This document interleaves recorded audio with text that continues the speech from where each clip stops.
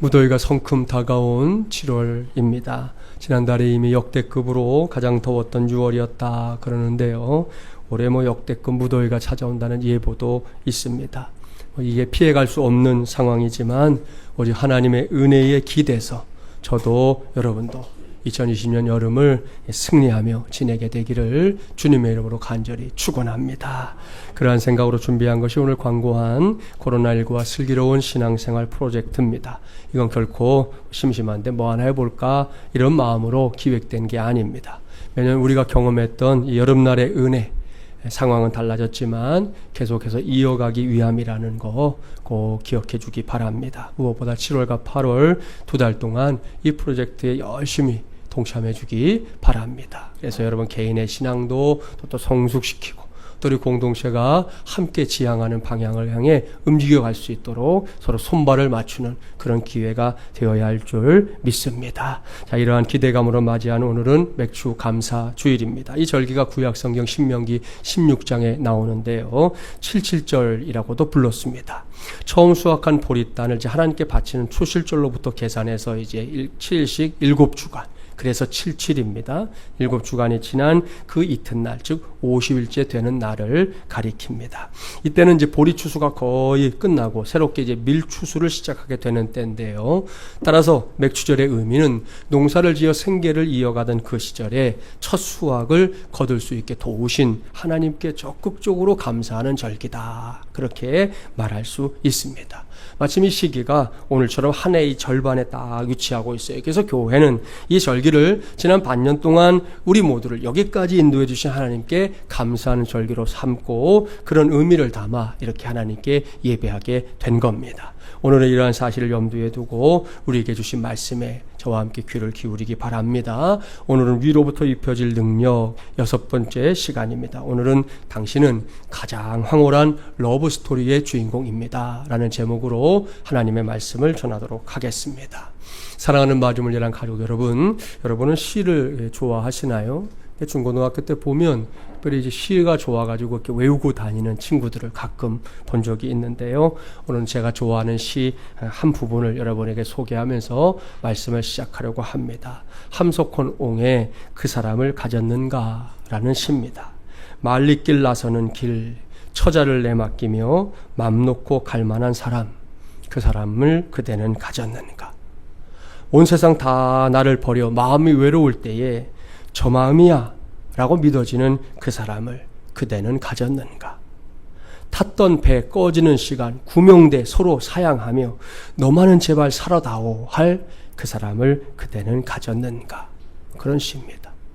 짧지만 참 감동이 되는 시예요. 이렇게 죽을 만큼 사랑할 수 있는 사람이 있는 사람, 그런 사람이야말로 행복한 사람 중에서도 으뜸일 겁니다. 여기에 언급된 사랑, 분명히 우리에게 감동을 줍니다. 그것이 부모와 자식 사이이든 혹은 연인끼리이든 친구 사이이든 간에 사랑은 그 이름만으로도 사람들에게 감동을 주기에 충분합니다.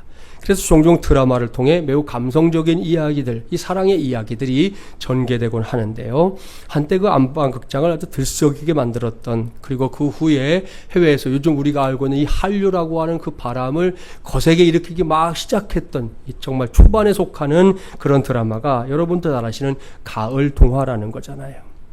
기억하시죠? 당시에 이 드라마를 보던 시청자들, 주인공들이 벌이는 사랑의 이야기를 보면서 눈물찍, 콧물찍 한참 했습니다. 그 인기가 얼마나 대단했던지 이런 일도 있었습니다. 한 교회에서 어느 날 새벽 기도회가 끝나고 개인 기도 시간에 슬피 울며 기도하는 한 권사님이 있었습니다. 이 권사님이 연세도 많으셨는데 그 기도가 너무나 애절하고 긴박했다는 거죠. 하나님 살려주세요. 아버지 제발 살려주세요. 그냥 죽으면 안 됩니다. 너무 불쌍해요. 주여 믿습니다. 살려주세요. 권사님의 기도 소리가 얼마나 크고 절실했던지 담임 목사님 귀에까지 들렸어요. 목사님이 깜짝 놀랐습니다. 필시 권사님 가족 중에 급한으로 입원을 한 사람이 있거나 사경을 헤매는 사람이 생겼구나 짐작했어요. 권사님의 기도가 끝나기를 기다렸다가 다가가서 조용히 물었습니다. 권사님, 오늘 기도 중에 누구를 꼭 살려달라고 기도하셨는데 위급한 가족이라도 있습니까? 그러니까 권사님 막 울먹이면서 얘기하는 거예요. 네, 목사님 너무 불쌍해요. 꼭 살아나야 해요. 목사님도 기도해 주세요. 아, 그럼요. 저도 기도할게요. 도대체 누가 그렇게 위급한가요? 그랬더니 권사님 말, 목사님은 텔레비전도 안 보세요. 가을 동화에 나오는 은서가 지금 위급하대요. 곧 죽을지도 모른대잖아요. 그랬다는 거예요. 엉엉 울었대요. 엉엉. 기가 막히죠. 여러분, 근데 이게 이 드라마 하는 분들이 인기 드라마가 되는 건 좋은데 그 후유증이 꽤 오래 간다고 그래요. 이렇게 악역을 하신 분은 길 가다가 돌 맞는 경우도 있고요. 밥 먹으러 들어갔는데 와갖고 욕하고 가는 거예요. 나쁜 놈 이러고. 이게 현실하고 드라마가 구분이 안 되는 모양이에요. 너무 몰입하면. 이분도 뭐 그런 경우에 속하는 거죠. 일종의 해프닝인데요. 어쩌면 요즘같이 세상이 각박하고 살벌하게 짝이 없을 때일수록 많은 사람이 더욱더 따뜻하고 아름다운 사랑의 이야기를 기대하고 있는지도 모르겠다. 그런 생각하게 됩니다. 그래서인지 몰라도 제가 오늘 여러분과 함께 집중하려고 하는 이 러브스토리, 매우 오랜 역사를 갖고 있어요. 인류의 역사와 함께 흘러왔다 그래도 과언은 아닐 겁니다. 저 역시 어린 시절에 보았던 그 러브스토리라는 외화 가끔 생각납니다. 다른 건 잘 기억 안 나고요. 눈밭에서 두 주인공이 환한 미소를 지으면서 도망치고 쫓고 그 유명한 나 잡아봐라. 거기에 나오는 거잖아요. 그 장면. 또 주인공이 불치병에 걸려서 두 사람의 사랑을 더욱더 애틋하게 만들던 장면 등등은 이렇게 떠오릅니다. 당시 이 영화도 대부분의 사람들이 그저 한 번쯤은 봤을 만큼 전 세계적으로 유명세를 떨친 그런 작품이었습니다. 자, 이를 전제하고 저는 오늘 여러분을 세상에서 가장 황홀한 러브스토리의 현장으로 안내하려고 합니다. 조금 전에 저는 러브스토리가 인류의 역사와 함께 이어져 왔다 그랬는데요. 이건 그 무수한 러브스토리 중에서도 베스트 오브 베스트입니다. 가장 최고의, 가장 뜨거운, 가장 감격스러운, 가장 놀라운 러브스토리를 여러분에게 소개하려고 합니다. 그러한 마음으로 오늘 주신 본문 16절 말씀을 보십시오. 이것이 세상에서 가장 황홀한 러브스토리예요. 함께 봉독합니다. 하나님이 세상을 이처럼 사랑하사 독생자를 주셨으니 이는 그를 믿는 자마다 멸망하지 않고 영생을 얻게 하려 하심이라. 아멘. 할렐루야. 제가 다시 봉독해 보려고 그래요. 이 말씀은 좀 제대로 읽을 필요가 있거든요. 여러분 읽을 때 하나님의 세상을 이처럼 사랑하사 독생자를 주셨으니 그렇게 읽으면 이건 제대로 읽게 하는 게 아니에요. 우리에게 주신 이 말씀의 의미를 생각하며 읽어야 되겠죠. 하나님이 세상을 이처럼 사랑하사 독생자를 주셨으니 이는 그를 믿는 자마다 멸망하지 않고 영생을 얻게 하려 하심이라. 아멘. 여러분 그렇게 우리가 읽어야 이 말씀의 의미를 알 수 있는 거고 누군가에게도 전할 수 있는 거 아니겠습니까? 여러분 이 말씀을 읽을 때 무엇이 느껴집니까? 하나님께서 왜 이렇게 말씀하고 있는지 알 것 같습니까? 적어도 하나님의 자녀된 저와 여러분은 그걸 느껴야 합니다. 그걸 알아야 합니다. 그걸 받아들여야 합니다. 이것이 오늘 이 시간 우리에게 주어진 과제입니다. 이것을 위해 오늘 우리로 하여금 하나님의 말씀에 집중하게 하시는 분 바로 성령 하나님이십니다. 그리고 오늘이 맥주감사주일인데요. 이 말씀을 본래의 의도대로 깨달을 때 저와 여러분 모두가 하나님께서 기뻐하시는 감사의 사람들로 세워지게 될 줄 믿습니다. 오늘은 이러한 사실을 우리의 마음 바탕에 넓게 깔아놓고 다른 사람이 아닌 내게 주시는 말씀에 귀를 기울이기 바랍니다. 자, 이 말씀 여러분이 이미 알고 있는 대로 이 세상을 향하신 그리고 우리 한 사람 한 사람을 향하신 하나님의 뜨거운 사랑 고백입니다. 그리고 저는 오늘 이 말씀이 세상에서 가장 황홀한 러브스토리다 이렇게 말씀을 전하려고 합니다. 적어도 세 가지 이유에서 그렇습니다. 첫째, 사랑을 주시는 분이 하나님이기 때문이에요. 사실 여기서 하나님에 관해 전할 말씀은 많습니다. 하지만 오늘은 출애굽기 3장 14절 말씀 한 절만 전하려고 해요. 출애굽기 3장은 모세가 미디안 광야에서 40년이라는 인고의 세월을 견딘 직후의 일을 기록하고 있습니다. 그때 하나님께서 떨기나무 불꽃 가운데서 나타나셨죠. 모세에게 사명을 맡기셨습니다. 애굽에서 노예 생활로 죽어가고 있는 나의 백성 이스라엘 백성들을 구원해 내라는 사명 말입니다.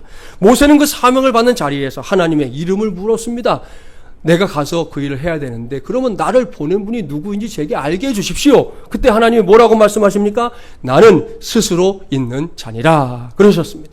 영어 성경을 보니까 I am who I am 이렇게 번역하고 있습니다. 무슨 뜻입니까? 하나님은 얼마든지 단독자로 존재하신다 이런 뜻입니다. 아니 존재하신다 이런 표현도 적절하지가 않아요. 하나님에겐 시작이라는 말이 어울리지 않기 때문입니다.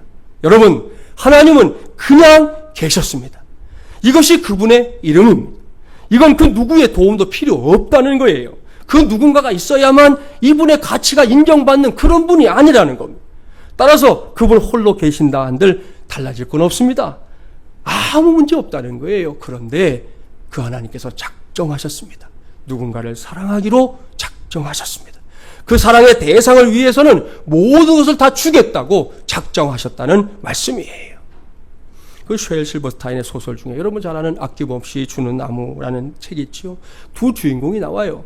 소년에서 청년으로 그리고 어느새 세월이 흘러 힘없는 노인이 된 평범한 한 사람과 그 한 사람을 끝없이 기다리며 끝까지 품어주는 한 그루의 나무가 주인공이잖아요.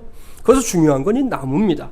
세월의 흐름에 따라서 그늘로 열매로 때로는 이 가지와 자신의 온몸을 다 잘라서 내주면서까지 끊임없이 변하는 이 소년의 필요를 아무 말 없이 채워준 나무. 그렇게 커져주는 것만으로도 자기의 살이 깎여나가면서도 행복해하는 그 나무의 러브 스토리. 그걸 보면 딱 문장 하나가 떠오르지요. 다 줄 거야.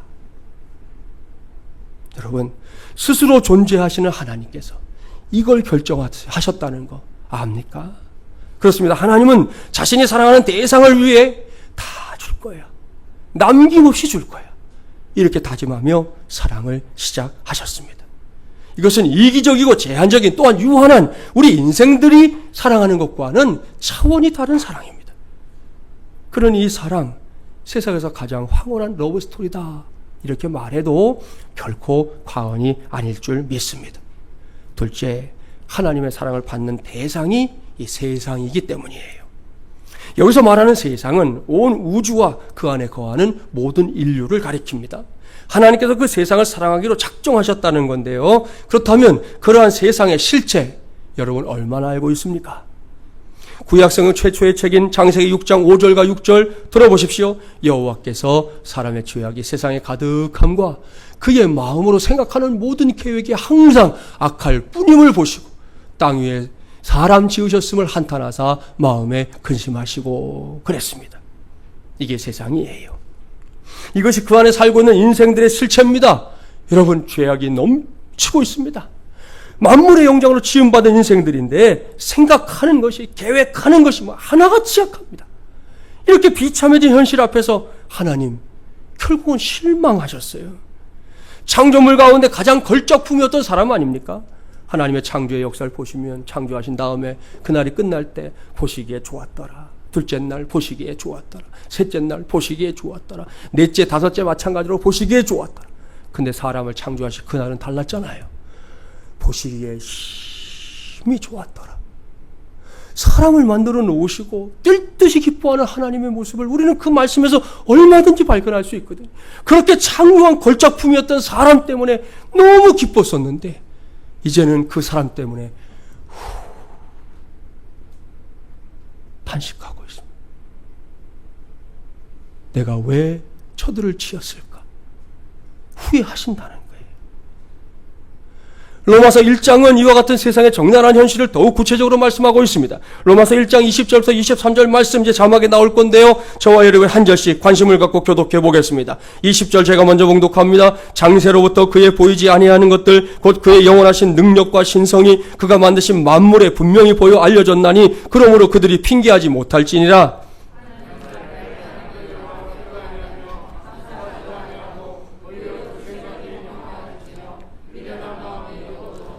스스로 지혜 있다 하나 어리석게 되어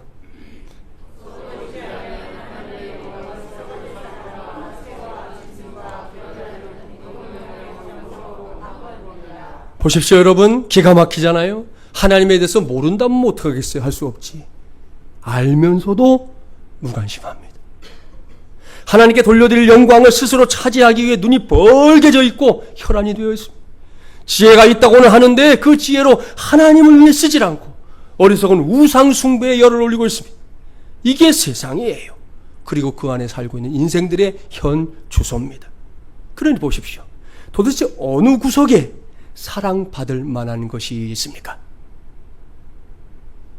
사랑받을 만한 것이 있어서 사랑받는 건 괜찮잖아요. 어른들이 맨날 그래요. 지사랑 지가 봐도 그래요. 사랑받을 만한 게 있어서 받는 건 괜찮아요. 어디에 있냐 이거예요. 도대체 무엇을 근거로 하나님께서 이런 세상을 사랑하셔야 한단 말입니까? 우리가 봐도 이건 글렀습니다. 그런데요, 우리가 어떤 의문을 제기하든 상관없이 하나님은 참담한 세상을 사랑하셨습니다. 우리의 눈에도 도무지 사랑받을 게 없는 세상인데 하나님은 이상하게도 그 세상을 사랑하셨다는 거예요. 모두가 짜고치는 고스톱처럼 하나같이 하나님을 모른다, 하나님은 죽었다, 하나님은 없다 그러고 있는데요, 하나님은 그들과 그들의 세상을 사랑하셨습니다. 그뿐이 아닙니다. 너나 할 것 없이 하나님의 영광을 탐내고 거기서 어리석음을 드러냈지만 하나님은 관계하지 않았습니다. 그냥 사랑하셨습니다. 이게 하나님의 사랑입니다. 그러니 이건 대단한 사랑이지, 위대한 사랑입니다. 할렐루야. 우리 자신을 한번 살펴보세요. 우리는 서로 조금만 마음이 맞지 않아도 상대방을 고운 눈으로 보질 않습니다. 마음 맞추는 게 다 뭡니까? 상대방이 나를 조금만 덜 배려해 줘도 당장 사랑 없은 마음이 우리 안에서 사라집니다. 온통 지까짓 게 뭔데, 저 XX 웃기지도 않아, 이런 생각뿐이잖아요. 그러고 나면 이제 따지기 시작합니다. 누군 무엇 때문에 밉고, 누군 무엇 때문에 싫고, 누군 무엇 때문에 얄밉고, 누군 무엇 때문에 안 입고, 누군 무엇 때문에 티껍고, 누군 무엇 때문에 징글징글하고, 누군 무엇 때문에 속이 뒤틀리고, 누군 무엇 때문에 기타 등등. 이렇게 자주 우리는 마음에 들지 않는 상대방 때문에 내가 피해를 본다 이렇게 생각해요. 저도 그렇고 여러분도 그렇습니다. 저만 그렇고 여러분은 아닌 척 그런 거 하지 마세요. 우리가 다 그래요. 아마도 이런 생각 때문에 우리가 서로 사랑하며 사는 게 그토록 힘든 모양이에요. 주님은 서로 사랑해라. 그게 너희가 정말 나의 제자인 걸 증거하는 길이라고 말씀도 하셨는데, 사람과 사람이 사랑하는 게 이렇게 힘들고 어렵다는 거. 왜 정말 그럴까? 고민하게 될 때가 많습니다. 그런데 하나님은 달랐습니다. 도무지 사랑받을 만한 것이 없는데, 그런데도 그분은 세상을 사랑하셨습니다. 따지고 보면 볼수록 사랑받을 수 없는 대상이 틀림없는데 그 대상을 분에 넘치는 사랑을 받도록 하고 있다는 것이죠. 그러니 이것이야말로 가장 황홀한 러브스토리 아니겠습니까? 셋째, 이처럼 사랑하셨다는 사실 때문이에요. 여기서 이처럼 사랑하셨다, 무슨 뜻입니까? 문맥상 바로 앞에 있는 14절 15절 말씀에 자연스럽게 연결이 됩니다. 모세가 광야에서 뱀을 든 것 같이 인자도 들려야 하리니 이는 그를 믿는 자마다 영생을 얻게 하려 하심이니라. 아멘. 자, 이 말씀은 이 세상에서 가장 황홀한 러브스토리의 절정, 클라이맥스가 뭔지를 보여줍니다. 모세가 광야에서 뱀을 든 것 같이, 이 말씀은 민수기에 기록된 사건이잖아요. 광야 생활 중에 이스라엘 백성들 가진 불평과 원망을 일삼았습니다. 하나님께서는 불평을 입에 달고 사는 이스라엘 백성들이 불매에 그저 물려서 죽도록 방치해 두셨어요. 시간이 흘러가면서 많은 사람이 죽어나갑니다. 여기저기서 신음하는 소리, 또 죽음을 알리는 외마디 비명소리들이 막 들려옵니다. 그때 모세가 하나님께 긍휼을 구합니다. 하나님 용서해 주십시오. 이 백성들을 불쌍히 여겨 주십시오. 그의 기도가 하나님의 응답을 받아요. 그게 뭔지 아시죠? 구리로 만든 뱀을 장대에 매달라. 불뱀의 독에 의해 죽어가던 사람들이 그걸 보면 살게 된다. 이것이었어요. 이것은 곧 현실이 되었습니다. 예수님은 이 사건을 장차 있게 될 자신의 죽음에 비유하고 있습니다. 구리 뱀이 달린 장대가 하늘 높이 들렸던 것처럼 예수님도 십자가 위에 높이 매달리게 될 것이라는 말씀입니다. 여러분, 이것이 하나님께서 세상을 사랑하신 방법이었습니다. 당시의 십자가라는 최악의 형틀, 십자가는 최악의 형틀이었어요. 저주의 형벌이었습니다. 그 누구도 원하지 않는 길이었습니다. 십자가 세워져 있는 곳은요, 사람들이 아예 피해 다녔어요. 그쪽으로 가지 않았다고요. 차라리 교수로 죽든지 아니면 화형을 당해 죽는 것이 더 나았습니다. 십자가 위에 매달린 채 시간이 흐를수록 더해지는 고통을 견디는 것, 그건 뭐 상상도 할 수 없는 일입니다. 조금만 생각해 보세요. 두 손과 두 발에 박힌 그 못이 매달려 있는 사람의 무게를 견디지 못합니다. 그러니 시간이 흐를수록 어떤 일이 일어나겠어요? 못이 박혀 있는 그 살이 자꾸 벌어집니다. 심지어 찢어지기도 합니다. 그 사이를 타고 흘러내리는 피, 그것도 서서히, 너무 야속하게 서서히 흘러내리는 피. 차라리 빠른 속도로 다 쏟아져 버린다면 그게 더 나을 거예요. 그럼 빨리 죽게 될 테니까 말입니다. 하지만 십자가는 최소한의 배려도 없는 형틀이에요. 게다가 중동의 그 뜨거운 태양빛이 한번 장렬해 보십시오. 입술이 바짝바짝 타들어갑니다. 식도가 다 말라 비틀어지는 것 같은 갈증이 엄습합니다. 그뿐이 아니죠. 완전히 발가벗긴 채 수치스러운 모습으로 사람들 앞에 서야 되는 것이 십자가 형틀입니다. 실오라기 하나 거칠 수 없어요. 발가벗겨지는 거예요. 그 수치의 고통이 또한 이 몸에 온통 달려드는 시간이 바로 십자가에 달려있는 시간이라는 거예요. 이게 십자가입니다. 그리고 이것이 하나님께서 세상을 사랑하신 방법입니다. 처음에 말씀드렸던 세상에 있는 수많은 러브 스토리들, 그 중에도 죽음이 주제인 경우들은 왕왕 있어요.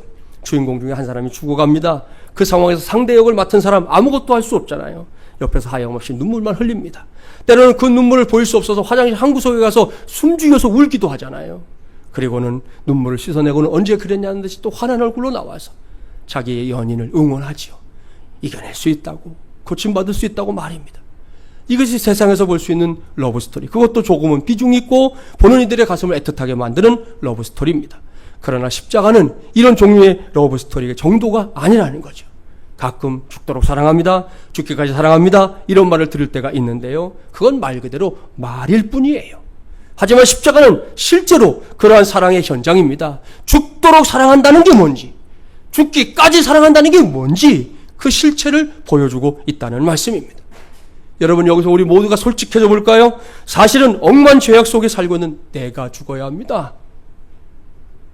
그런데 내가 밀려나고 있습니다. 그 죽음의 자리, 그 자리가 마땅히 나의 것인데 그 자리에서 내가 밀려나고 있단 말입니다. 그리고 그곳에 세상으로부터 마땅히 영광과 존귀를 받아야 할 하나님의 아들, 하나님 자신이신 예수께서 서 있습니다.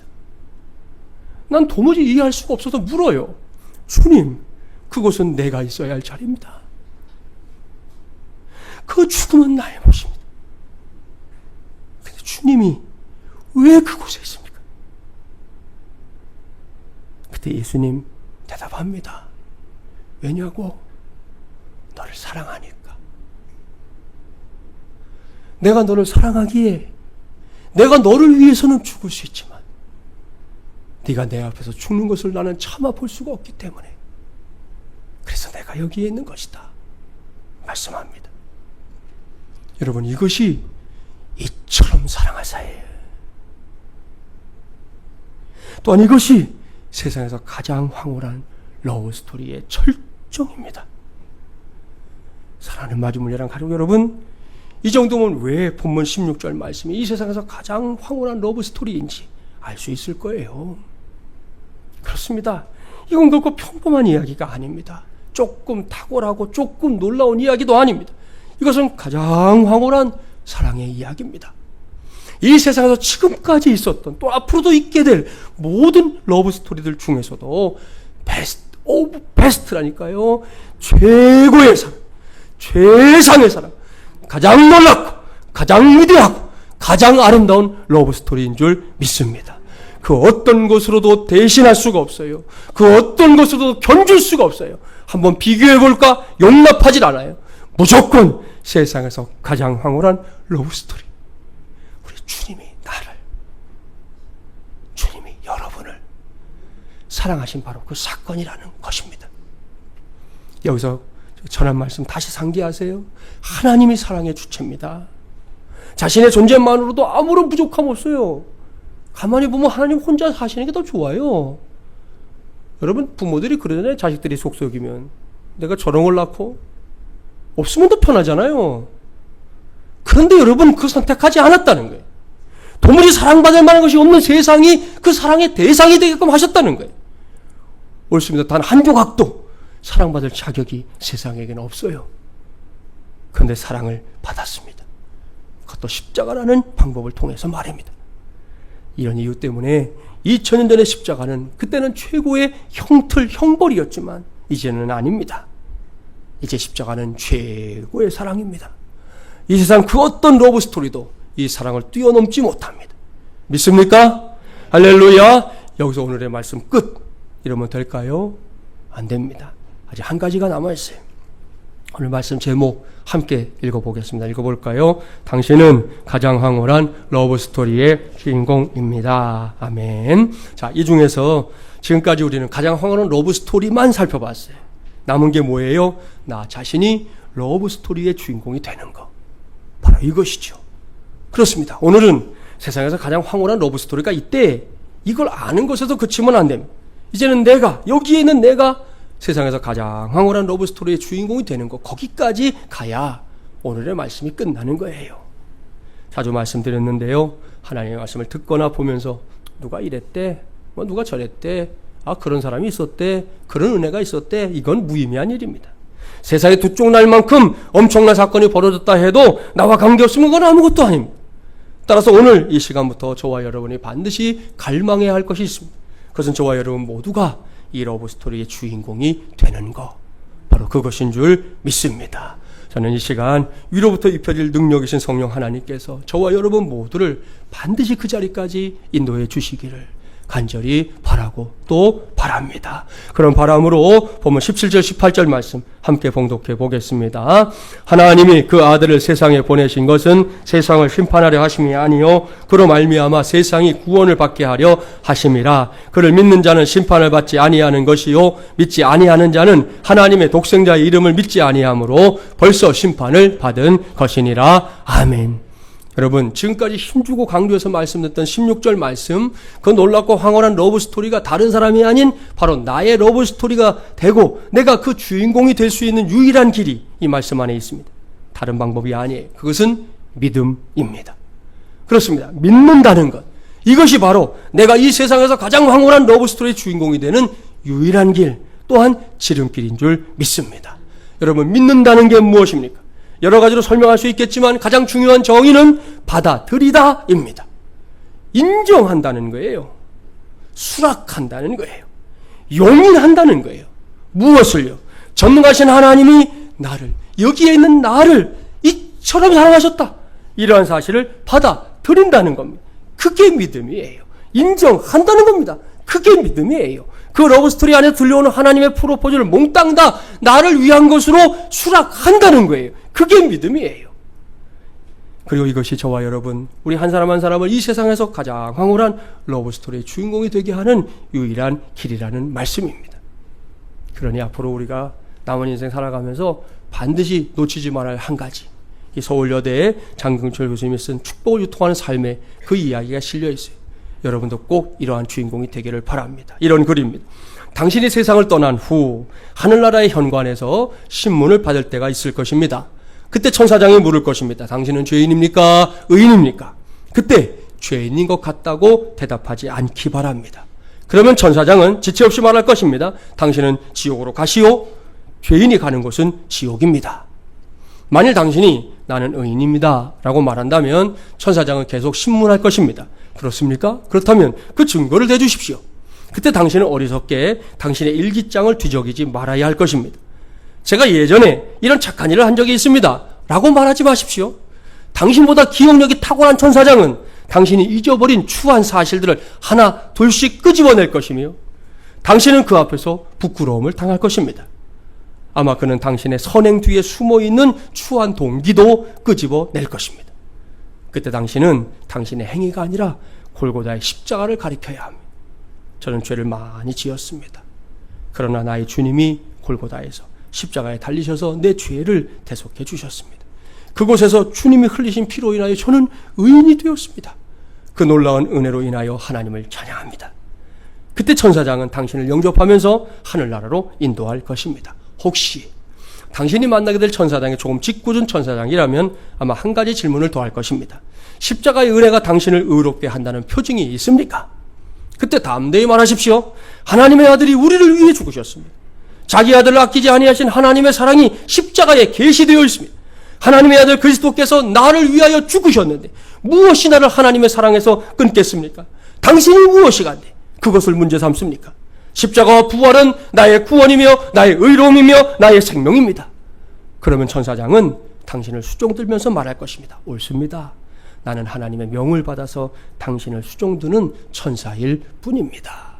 그런 글입니다. 사랑하는 마주문이랑 가족 여러분, 이게 믿음이에요. 우리가 좀 믿는다 하고 성경 지키고 교회 문통 넘나드는 게 믿음이 아니에요. 천사장 앞에서도 쫄지 않고 2000년 전에 골고다 언덕에 세워진 십자가, 그 예수의 십자가가 나를 위한 것이라고 감히 말할 수 있는 용기, 그게 믿음이에요. 그 사랑의 현장이 바로 나를 위한 것이었다는 걸 인정한다. 그 십자가의 사건이 끔찍히도 나를 사랑하시는 하나님의 음성이었다는 걸 받아들인다면 과연 두려울 것이 무엇입니까? 아무것도 없습니다.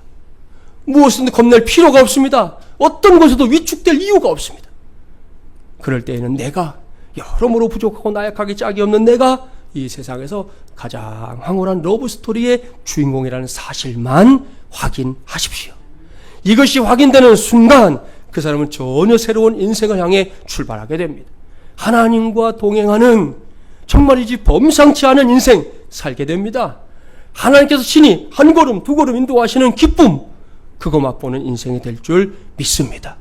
이러한 믿음으로 2020년 맥주감사 주일, 다른 것에서 감사의 이유를 찾기 전에 바로 여기에서 나 자신이 억만 죄악에서 구원받은 가장 황홀한 러브스토리의 주인공이라는 사실에서 최선의 감사를 찾게 되기 바랍니다. 그것이 우리 모두가 요즘과 같이 어지럽고 복잡한 세상에서, 코로나19로 인해 온통 세상이 흔들리고 있는 답답한 세상에서 하나님께 감사하기를 시작해야 할 출발점입니다. 다른 데서 감사의 조건을 찾으면 조금만 변해도 우린 감사 안 해요. 내가 원하는 모양대로 이루어져야만 감사하지, 조금만 다른 모양이 돼도 감사 안 한다니까요. 이스라엘 백성들이 광야에서 불평한 거 똑같아요. 내가 원하는 대로 돼야만 감사해요. 그러지 않으면 감사할 줄 몰라요. 그게 우리의 죄성이에요. 그러니까 그런 데서 우리가 감사의 사람이 되려고 하면 절대로 감사의 사람이 될 수 없다니까요. 내가 받은 하나님의 사랑, 그 러브스토리가 나를 향한 사랑이라는 거 아는 거기에서부터 우리 감사의 출발점을 삼기 바랍니다. 오늘 이 시간 성령 하나님께서 우리 모두에게 이러한 깨달음과 확신, 굳센 신앙과 담대함을 붙잡을 수 있도록 역사해 주시기를 주님의 이름으로 간절히 축원합니다.